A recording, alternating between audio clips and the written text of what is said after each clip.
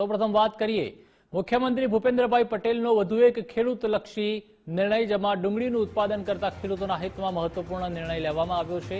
પ્રતિ ક્વિન્ટલ ડુંગળી પર અપાશે 200 રૂપિયાની સહાય। રાજ્ય સરકારે 124 કરોડ રૂપિયાની જોગવાઈ કરી છે। રાજ્યના 90,000 જેટલા ખેડૂતોને તેનો સીધો જ લાભ મળશે।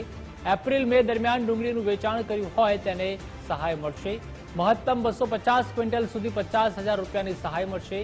તો આઈ ખેડૂત પોર્ટલ પર 15 જુલાઈ સુધી કરી શકાશે અરજી। વધુ માહિતી માટે સંવાદદાતા નિકુંજ જાની જોડાઈ ચૂક્યા છે। નિકુંજ, સીએમ ભૂપેન્દ્રભાઈ પટેલે ડુંગળીનું ઉત્પાદન કરતા ખેડૂતોને સહાય મળે તે રીતે યોજના બહાર પાડી છે, શું વિગતો?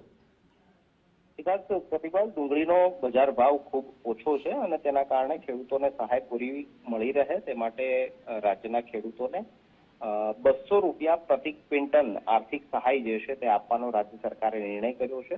રાજ્યની એપીએમસીમાં એપ્રિલ મે 2025 દરમિયાન ડુંગળીનું વેચાણ કર્યું હોય તેવા ખેડૂતોને આ સહાય જે છે તે આપવાની રહેશે અને તેમને આ સહાય મળવાપાત્ર રહેશે।